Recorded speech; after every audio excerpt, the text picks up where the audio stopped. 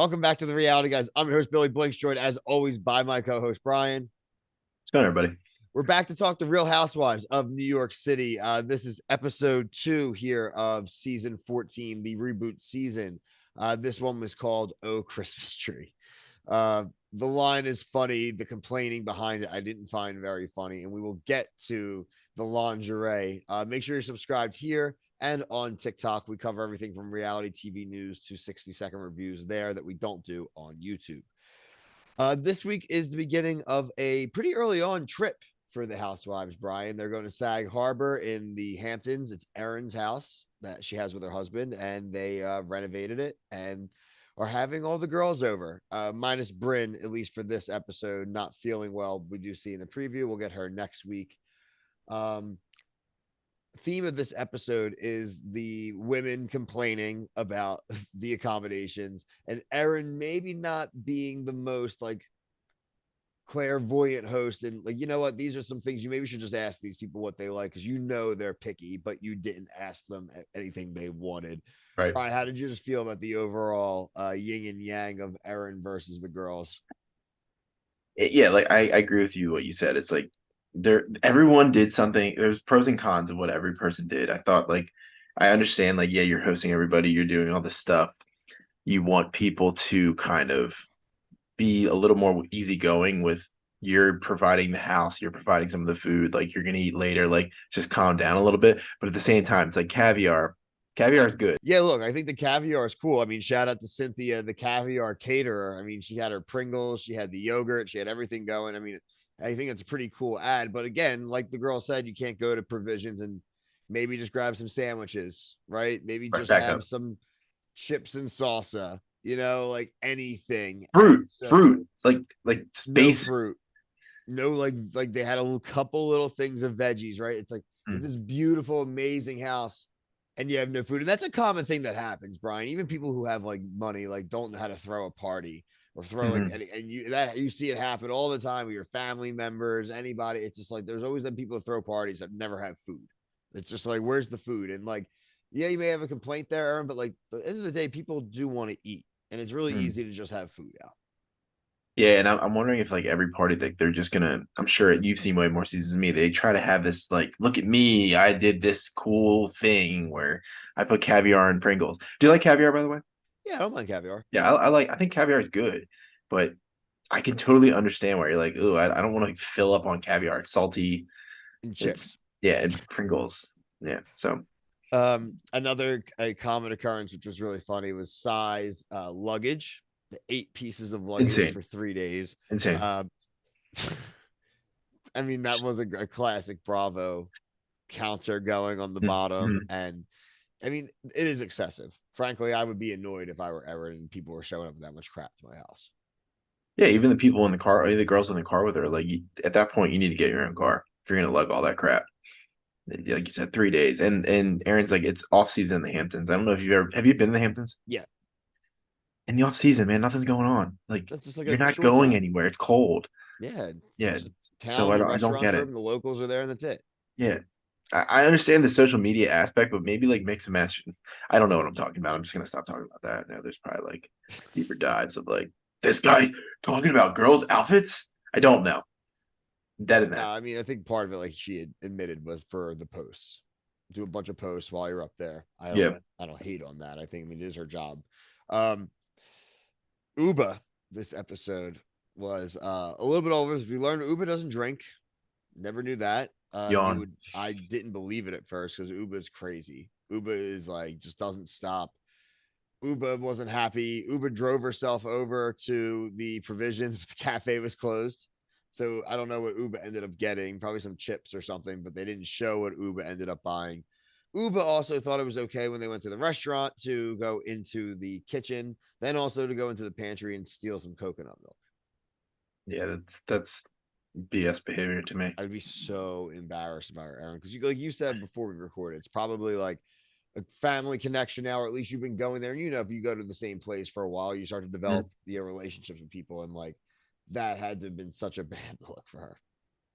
Yeah, and they probably got a little leeway because they bring in like, oh, you're on camera. It's gonna be on Real Housewives, so the little bit of promotion, so they kind of let that get slide. But if you and I went in there, and Kevin's stealing some coconut milk, we're gone. Yeah, we're done. So, um, another person that was kind of trepidatious about coming was Jenna. Jenna said she'd never done a girls' night or sleepover besides like if being in like a relationship type of thing. Um, she had a cool car. I'll give her that. Cool car.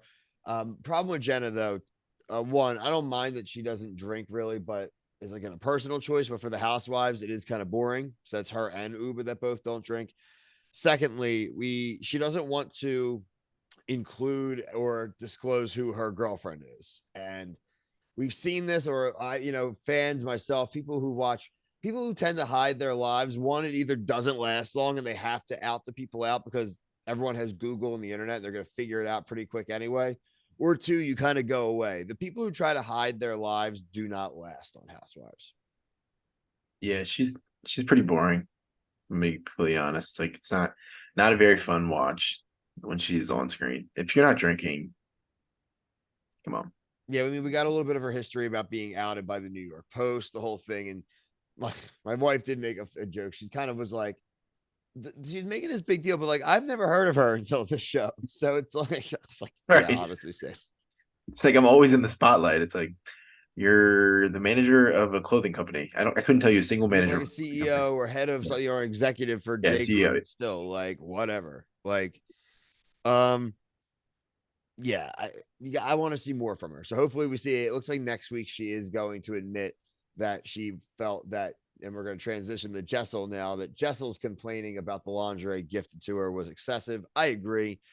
We got a lot more background on Jessel and the husband this week, man. So they were just like friends who then were both moving out of their places and became roommates, and then just were roommates long enough and said, screw it, we're just gonna get together, got married, but don't have sex anymore. Yeah, I mean, like we say in other shows, I think this is like we know it's DEA dead. DED dead.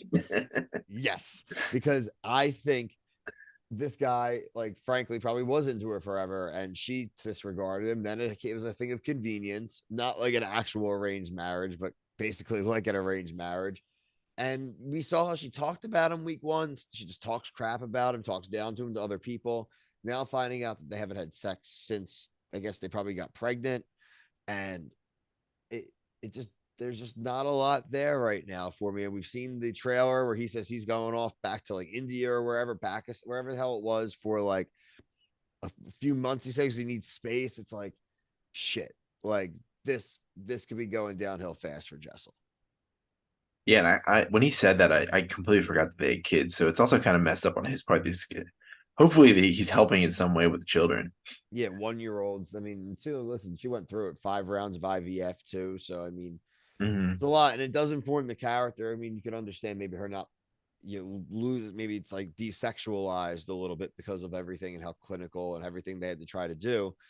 But at the same time, I don't know why she would then choose to talk about him, at least how we saw briefly so far. So Right. again, that combined with the complaints towards Jenna, I just think that, like, hey, like, misplaced anger and not setting yourself up to be in good graces with some of these other women who definitely seem like they don't want to take crap, like Sai and Jenna. Frankly, doesn't seem like she's someone who gets in a lot of conflicts with other people. Right. So not going to really probably be super into that as well. Yeah, I wonder how long it'll take for her to finally like explode. Because it looks like in a preview that Uba like is yelling at somebody at some point, so she's not afraid to like No, get in absolutely. somebody's Uber face. is definitely not going to be afraid to have conflict. I don't think really any of them really are super conflict averse right now, besides maybe Jenna. We're gonna get Bryn back next week. She doesn't care about conflict. She has fun Yeah. with it. You can tell she's gonna get crap from Erin next week, who I thought Bryn had a nice comeback. So yeah, well, I just don't have as much to offer as her. It's basically kind of saying you're like a clout chaser. So I'm curious to see if the girls find it funny, if they are like, ooh, like Yeah. I want to see how this group deals with public conflict because we haven't seen that yet. So Right. Dude, this does this show? I just because I don't remember in the last season we watched. Do they like Jersey? Is that going to be a fight that's going to happen at the end, or is that going to be like a middle of the episode fight? You think? they sometimes do Jersey Shore edits, sometimes you be in the middle. They're not as notorious for that, but I mean, it looks like it's a breakfast thing. So I'm hoping that it's this next morning type of situation. Like Oh, maybe that Bryn Bryn shows shows up. up If Okay. not, it's the final day, right? So I do think we're gonna finish the trip out, unless that's at the very end. But Okay. a trip in the second episode is pretty early, which is pretty interesting, honestly. So I like it though. It does mix it up. Hmm. Um, like I said, make sure you're subscribed here on TikTok. We do everything from Love Island, Bachelorette, 90 Day Fiance, Love and Hip Hop Atlanta, Temptation Island, The Big D. So, I mean, you think of it, we're probably covering it. Things like the challenge and Big Brother to come this summer. So make sure, like I said, you hit that notification bell as well so you don't miss anything dropping. Oh, also Alone, something we have the video right before this one. But until next time, for myself and Brian, thank you